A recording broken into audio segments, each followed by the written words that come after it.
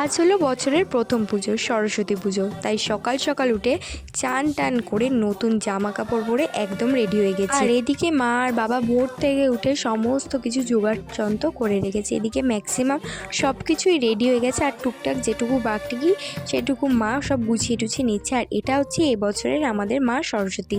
আর বাড়ির সব পুজোতেই আমার এই একটাই দায়িত্ব থাকে, চন্দন বাটা, তো সেটাই আমি এখন করছি। আর এদিকে মা এখন ঠাকুরের সমস্ত ফল টল কেটে নিচ্ছে। 5 রকম ফল দিতে হয় ঠাকুরকে, তো সেই ফলগুলোই মা এখন কাটছে। আর মাই প্রত্যেক বছর কাটে, নইলে বাবা আমাকে এইসব দায়িত্ব দেয় না, কারণ আমি যেটাই দেয় সেটাই ঘেঁটে ফেলি। তো ইতিমধ্যে আমাদের ঠাকুরমশাই চলে এসছে বাড়িতে, উনি একটু লেট করেই এসছে। তো যাই হোক, এখানে মা একটু আবির দিয়ে আলপনা দিয়ে দিচ্ছে। আবির নাকি দিতে হয় প্রত্যেক বছর মাকে। তো এখানে মায়ের সব কিছু একদম রেডি টেডি হয়ে গেছে।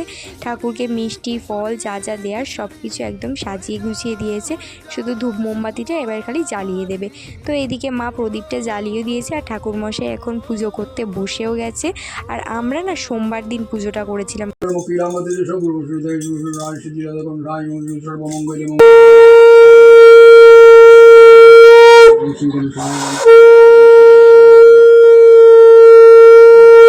পুজো তো শুরু হয়ে গেছে, কিন্তু আমরা ঘন্টা বাজানোর যে ডান্ডিটা ওইটা না পেয়ে টর্চ দিয়ে শেষে ঘন্টা বাজাচ্ছিলাম।